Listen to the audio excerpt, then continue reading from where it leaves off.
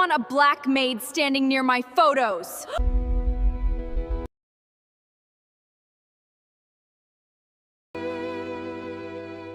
I don't want a black maid at my wedding.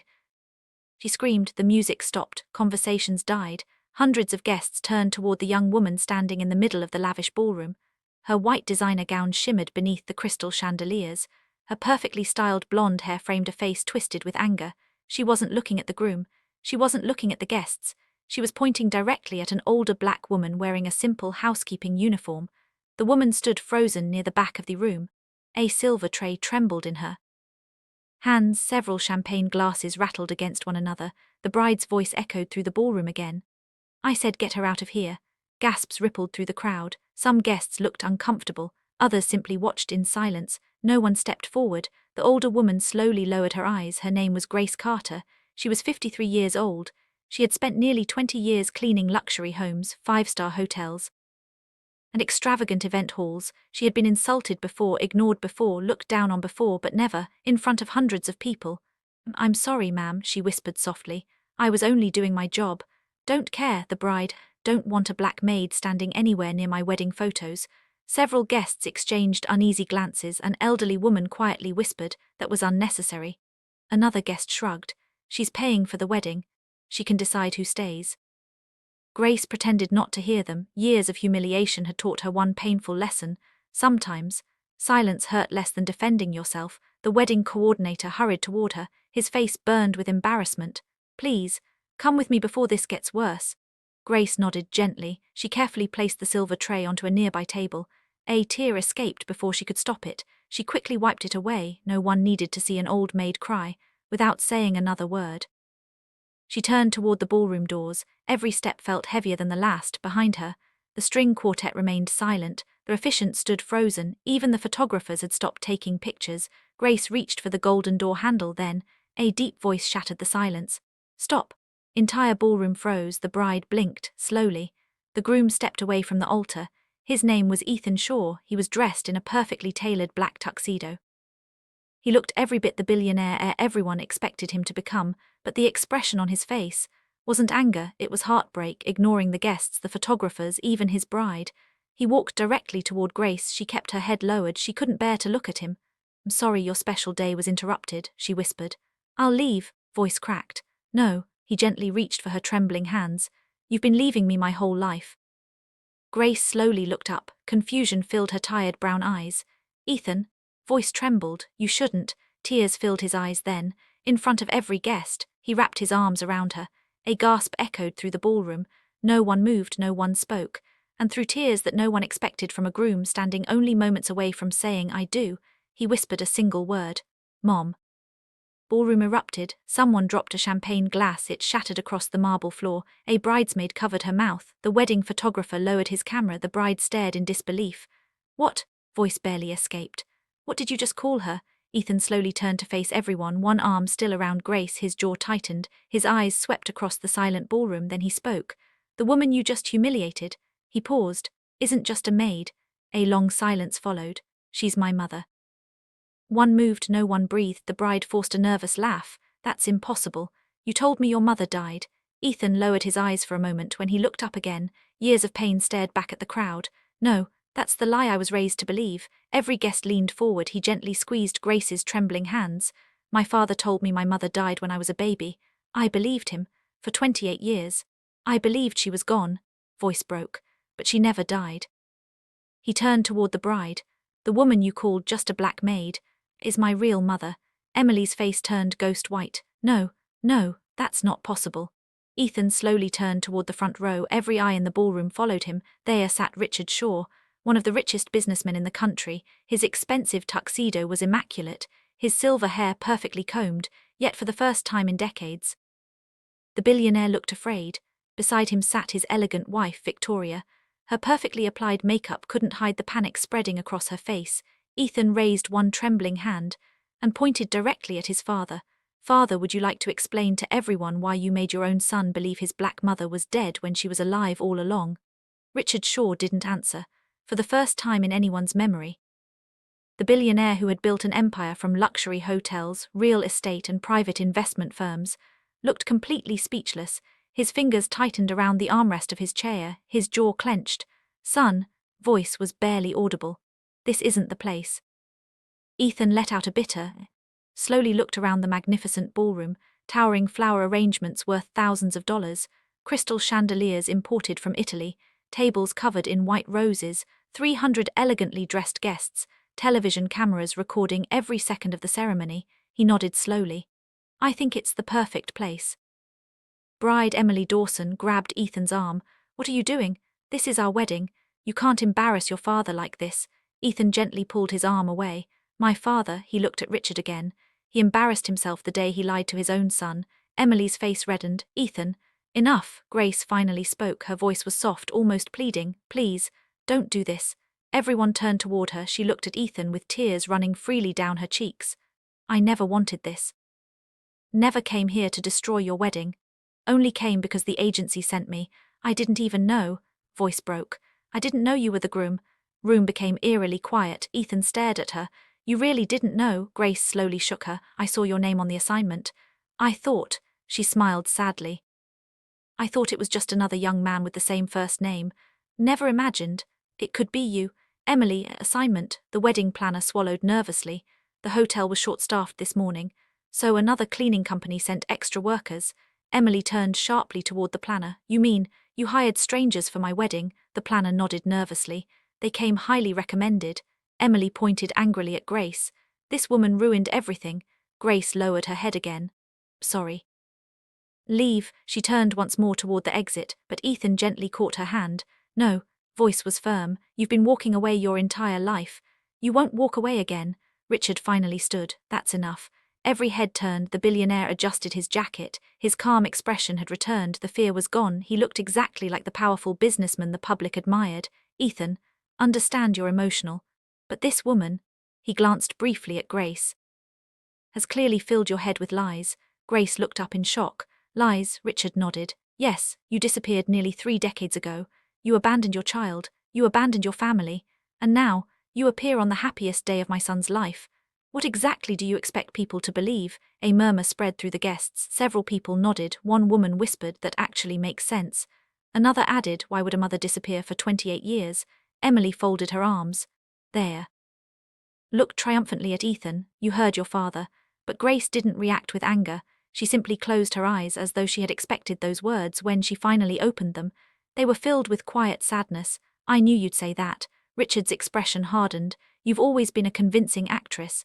Grace slowly shook her head. "No, just spent 28 years waiting for you to tell the truth." Ballroom fell silent again. Ethan looked from his father. Grace.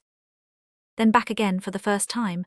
He realized they weren't arguing, they were remembering the same day, in completely different ways. He took a slow breath. "One of you is lying." Grace nodded. "Yes." Richard nodded too. "Exactly." Ethan's voice became calm. "So today, we find out who." Richard laughed softly. "And how do you intend to do that?" Ethan reached into the inside pocket of his tuxedo. The guests watched curiously. Emily frowned.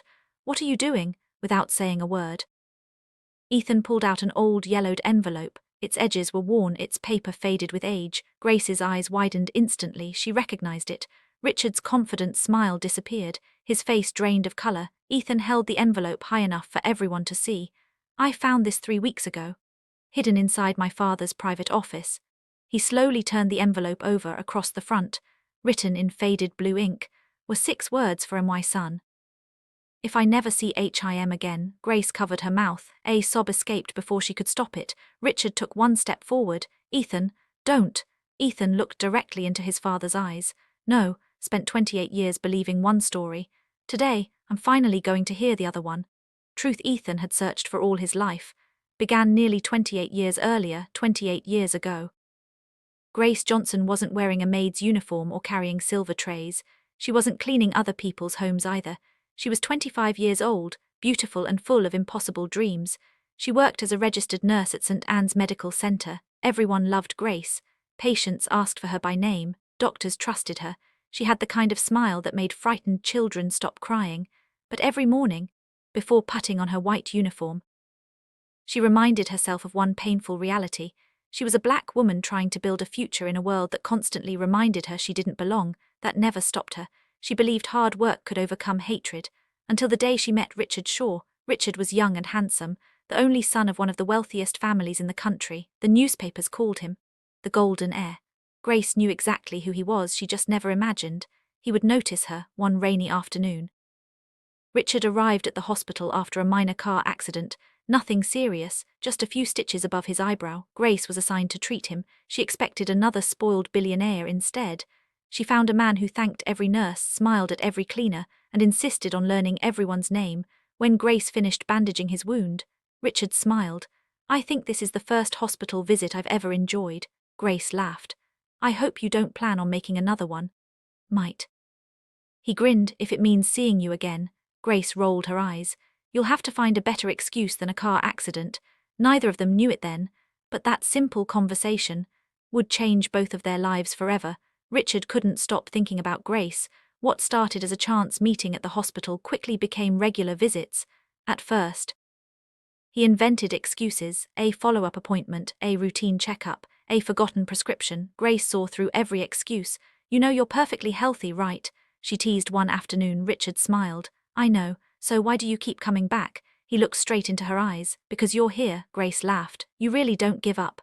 Never walked away from something worth fighting for. Within months, they were inseparable. Richard introduced Grace to the quiet parts of his world, small cafes where nobody recognized him, long walks along the river, late-night conversations that lasted until sunrise. For the first time in her life, Grace felt seen, not as a black woman, not as a nurse, not as someone who had to prove herself every day, just Grace. One evening, Richard got down on one knee. He didn't have a photographer hiding nearby. There were no expensive decorations, only a park bench beneath an old oak tree. "Marry me." Grace covered her mouth. "You know your family will never accept me." "Don't care, they'll disown you." "Still don't care." "Say I only want your money." Richard gently held her hands, then let them talk, asking what you want. Tears filled Grace's eyes. "I want you," whispered.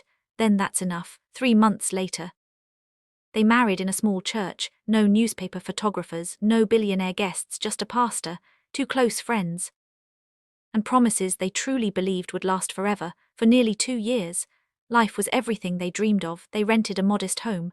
Grace continued working as a nurse. Richard quietly started his own investment company instead of depending on his family's wealth. Money was tight, but they were happy. Then, Grace discovered she was pregnant. Richard cried when he heard the news. He lifted her off the floor and spun her around the living room.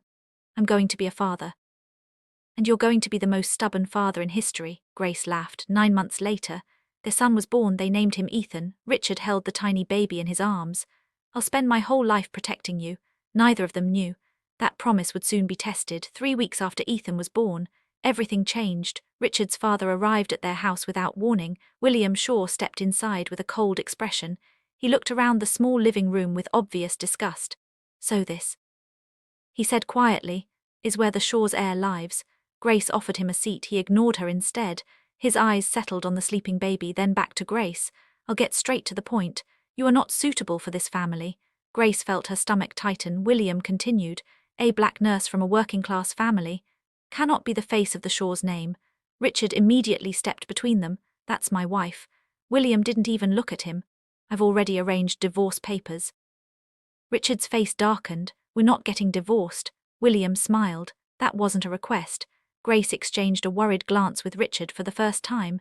She realized this wasn't simply a father who disapproved of his son's marriage. This was a man who believed his money could decide other people's lives. Grace stared at William in disbelief. "You can't be serious." William calmly adjusted his cufflinks. "I've never been more serious." He placed a thick envelope on the coffee table. Richard frowned. "What's that?" "A settlement." Grace looked at the envelope but didn't touch it. William continued. "There's enough money in there to change your life, buy a house, start a business, work another day if you're careful." Grace finally looked him in the eyes. "And what do you want in return?" William's answer came without hesitation. "My son." Let out a bitter laugh. "You think you can buy my wife?" "No," William replied coldly.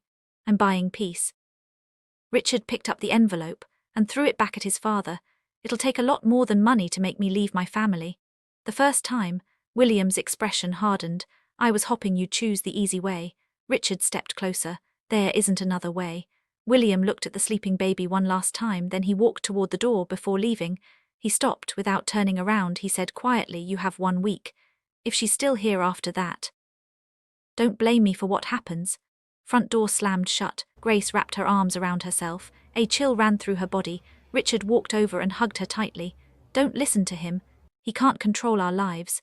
Grace wanted to believe him, she really did, but something about William's voice made her afraid, very afraid, over the next few days. Strange things started happening. Richard's investors suddenly backed out. The bank cancelled the loan they had already approved. Their landlord announced the house had been sold and they had 30 days to leave. Grace was suspended from the hospital after an anonymous complaint accused her of stealing medication. She knew she was innocent, so did the hospital director, but until the investigation was complete. She wasn't allowed to work. Their savings disappeared quickly, bills piled up. Richard worked day and night trying to keep the family afloat. Still, they refused to give up. One evening, as Grace rocked baby Ethan to sleep, she heard tires outside. She looked through the window. A black luxury car. William Shaw stepped out. Alone, Grace quietly laid Ethan in his crib, then opened the front door just enough to speak. What do you want? William didn't smile. My offer still stands. Grace shook her head. My answer is still no. He looked toward the crib inside the house. You're making this harder than it needs to be. Grace stepped in front of away from my son. William looked at her for a long moment, then he said something that made her blood run cold. Do you really think a woman like you can protect the future of the Shaw's family? Before Grace could answer, Richard's car pulled into the driveway. William calmly got back into his car. As he drove away, he lowered the window just enough to say one final sentence. You've got 3 days. Richard rushed inside. What did he want? Grace hesitated, then she forced a smile. Nothing. Didn't tell him the truth. She didn't want him carrying one more burden. But that night, for the first time since Ethan was born, Grace slept with every light in the house turned on. She couldn't explain it, she just had a terrible feeling that someone was about to take everything she loved. 3 days passed, nothing happened. Grace slowly convinced herself she had imagined the threat. Maybe William had finally accepted defeat. Maybe he had realized his son would never abandon his family. Then, on a cold Tuesday morning, Richard kissed Grace goodbye before leaving for an important meeting with a new investor. If this goes well, he said with a smile, everything changes. Grace smiled back. I'll be praying. Ethan giggled from his crib. Richard kissed his tiny forehead. I'll be home early, little man. Front door closed. Grace had barely finished feeding Ethan when someone knocked. She looked through the peephole. 2 police officers stood outside. Her heart skipped. She opened the door. Mrs., we need you to come with us. Grace frowned. Why? We've received a report involving missing medication from St. Anne's Medical Center. Grace's face fell. I already told the hospital I didn't take anything. We'd appreciate your cooperation. Grace looked toward Ethan. I can't leave my baby. Officer softened his tone. It won't take long. Then, a black SUV pulled into the driveway. Grace froze. William Shaw stepped out. He walked toward the house with practiced confidence. I'll stay with my grandson. Grace immediately shook her head. No, don't trust you. William smiled politely. You don't have much of a choice. Officers exchanged uneasy glances. One of them checked his watch. Ma'am, we really need to go. Grace's instincts screamed at her. Something wasn't right. She picked Ethan up and held him tightly. I'm taking him with me. William calmly stepped forward. A police station isn't the place for an infant. Grace tightened her grip. I said he's coming with me.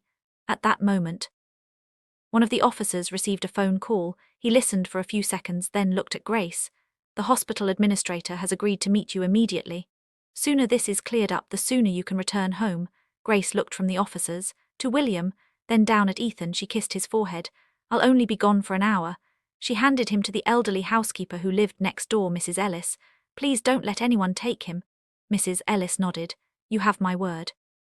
Grace climbed into the police car. As it drove away, she looked back one last time. William was standing perfectly still, watching the car disappear. An hour later, Grace walked out of the police.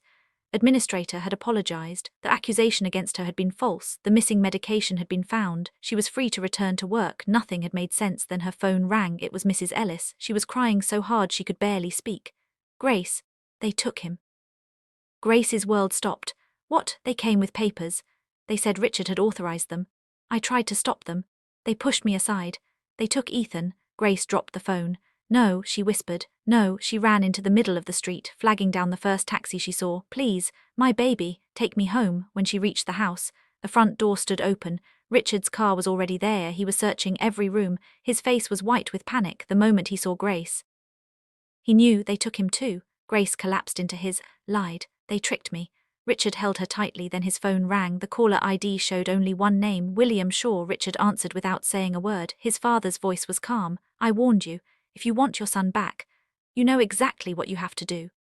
Richard ended the call and threw the phone across the room. It smashed against the wall. He dropped to his knees for the first time in his life. He felt completely powerless. Grace knelt beside him. We'll get him back. Richard looked at her with tears in his eyes. I swear to you. Bring our son home. Next morning, Richard filed an emergency custody case. Grace filed one too. They hired the best lawyer they could afford. William hired the best money could buy. For months, the case dragged through the courts. Witnesses suddenly changed their stories. Important documents disappeared. People who had promised to testify backed out without explanation. Grace's former supervisor admitted someone had paid him to accuse her of stealing medication, but by then, the damage had already been done. Every step forward was followed by 2 steps back. One afternoon, Richard received a message from his father. Come alone if you ever want to see Ethan again, against Grace's wishes.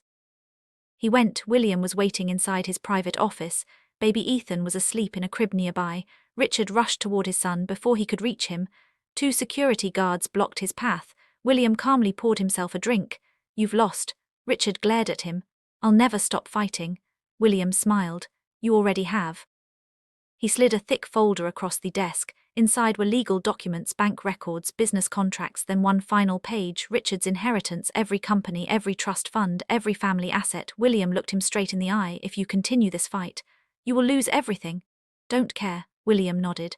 I expected you to say that. He looked toward the crib. But your son will lose everything too. Richard froze. William continued. He'll grow up in poverty. Never go to the best schools. Never inherit what generations of Shaws built. Richard's fists clenched. You think money makes a father? No, William replied calmly, but it controls the future. Then he leaned closer. There is one way to end this. Richard stared at him. Walk away from Grace. Raise Ethan here. And let the world believe Grace is gone. Richard's face twisted in anger. I'd never do that. William looked at the sleeping baby. You don't have to answer today. But every day you refuse is another day your son grows farther away from the life you wanted for him. Richard walked out, but the words followed him. Days turned into weeks. The court ruled in William's favor. Richard was granted limited access to Ethan. Only under William's supervision.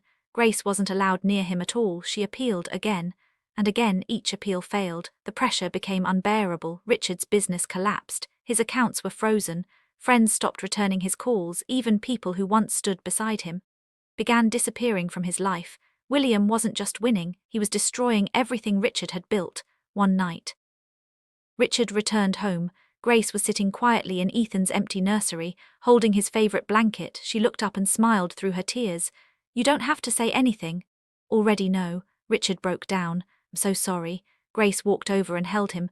This isn't your fault. Richard couldn't forgive himself. Months later, William made one final move. He legally adopted Ethan into the Shaws' household through a complex guardianship arrangement built on forged statements, manipulated evidence, and his immense influence. Grace was erased from every official record connected to Ethan's upbringing.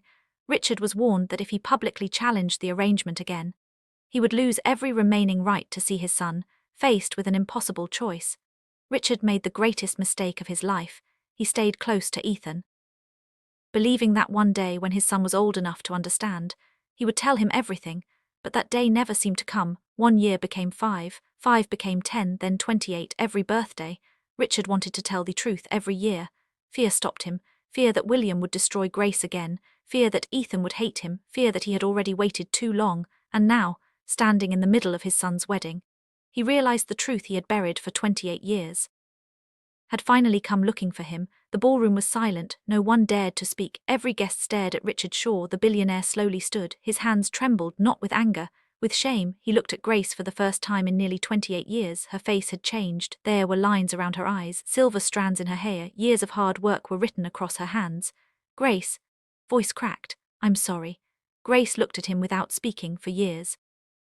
She had imagined this moment. She had imagined screaming, demanding answers, asking why he never came back, but standing in front of him now, all she saw was a broken man. Ethan stepped between them. No, voice was firm. Sorry isn't enough. He looked directly at his father. I need the truth. Richard lowered his head. You deserve it. He took a slow breath. I never stopped looking for a way to bring your mother back into your life. I hired lawyers. I hired investigators. Appealed every court decision. When none of that worked, became a coward. Last sentence echoed through the ballroom. I convinced myself, if I stayed close to you, I could protect you. So every year I told myself, next year I'll tell him the truth. Next year never came. Ethan's eyes filled with tears. You watched me grow up believing my mother was dead. Richard nodded. Yes. You let me cry over someone who was alive. You allowed me stand at her grave knowing there wasn't even a body buried there. Richard covered his face. I know, and I'll regret that until the day I die. Grace finally spoke. Richard, he looked at her. I forgave you a long time ago. Groom gasped. Richard stared at her in disbelief. You forgave me? Grace nodded slowly. I stopped blaming you when I realized what your father was. I knew he hadn't just taken my son. He had taken your courage too. Richard broke down for the first time in decades. The powerful billionaire cried openly, not for his reputation, but for the family he had failed. Then Ethan slowly turned. His eyes settled on one person, William Shaw. The old billionaire remained seated. His expression was cold, almost emotionless. Ethan walked toward him. Every step echoed across the marble floor. The guests instinctively moved aside, creating a clear path between grandson and grandfather. William looked up calmly. So, you've finally heard your mother's version. Ethan stopped only a few feet away. My mother's version, he shook his head. No, heard yours for 28 years. Today, I finally heard hers. William stood, straightened his jacket, then looked around the ballroom. I did what I believed was best for this family. The Shaw's name built hospitals, universities, businesses. I wasn't going to let emotion destroy generations of legacy. Grace looked at him in disbelief. So my skin color was a threat to your legacy? William didn't hesitate. Yes. Word landed like a slap. Several guests lowered their heads in embarrassment. Others looked at William with open shock. Emily felt her stomach turn. She slowly realized the prejudice she had shown Grace only minutes earlier was learned. The same hatred William had carried for decades had quietly shaped the people around him. Ethan looked at his grandfather with tears in his eyes. You stole my childhood. You stole my mother. You stole 28 years. And you still think you were right, William answered without emotion. I'd make the same decision again. Silence that followed was heavier than anything said before. In that moment, Ethan knew his grandfather wasn't sorry. He never would be. For several long seconds, no one spoke. The silence inside the ballroom was overwhelming. Then Emily slowly stepped forward. Gone was the arrogance. The woman who had humiliated Grace only minutes earlier could barely lift her head. She stopped in front of Grace. Tears filled her eyes. She swallowed hard. I'm ashamed. Grace looked at her quietly. Emily continued. When I saw your uniform, I thought I knew who you were. I judged you without knowing your story. She wiped away a tear. I didn't see a mother. I didn't see a woman who had suffered. Only saw the color of your skin. Lowered her head. I'm truly sorry. Ballroom remained silent. Grace walked toward her. Everyone expected anger. Everyone expected revenge. Instead, Grace gently took Emily's hands. I accept your apology. Emily looked up in surprise. Grace smiled softly. My son has already lost too many years because of hate. I'm not going to lose another day because of it. Several guests quietly wiped away tears. Then Ethan turned toward the officiant. I'm sorry. Can't continue this ceremony. He looked at Emily. Not because I don't care about you, because today isn't the beginning of a marriage. It's the day I found my mother. Emily nodded. I understand. The first time that afternoon, she wasn't thinking about the wedding. She was thinking about the pain another woman had carried for nearly 3 decades. She quietly removed her engagement ring, placed it into Ethan's hand, and smiled sadly. When you're ready to build a marriage, build it on truth. Secrets. Ethan nodded gratefully. I don't deserve your kindness today. Emily gave a faint smile. Neither did Grace. But she still gave it to me. Across the ballroom, William picked up his coat. He began walking toward the exit. No one tried to stop him. Halfway to the doors, Richard called out, Father. William stopped, but didn't turn around. Richard's voice was calm. For 28 years, I allowed fear to control me. Never make that mistake again. William remained silent. Richard continued, You taught me that wealth is everything. Grace taught me something far more valuable. William finally turned. And what's that? Richard smiled through his tears. Character. You can inherit money. You can inherit a company. Respect. You have to earn. William looked around the ballroom. Not one guest stood beside him. Not one defended him. For the first time in his life, his wealth couldn't buy agreement. It couldn't buy respect. It couldn't even buy one friendly face without another word. He quietly walked out of the ballroom. Alone, the heavy doors closed behind him. No one followed. Ethan turned back toward Grace slowly. He wrapped his arms around her once more. This time, neither of them cried. They simply stood there, mother and son, making up for 28 years. If this story touched your heart, don't forget to like this video, subscribe to the channel, and turn on the notification bell so you never miss our next emotional story. And now I want to hear from you. What would you have done if you were Ethan? Would you have forgiven your father? Would you have forgiven Grace, or would you have walked away from everyone? Share your thoughts in the comments below. Remember, never judge someone by the color of their skin, the clothes they wear, or the job they do, because the person you look down on today may be the very person whose story changes your life tomorrow. Thanks for watching, and I'll see you in the next story.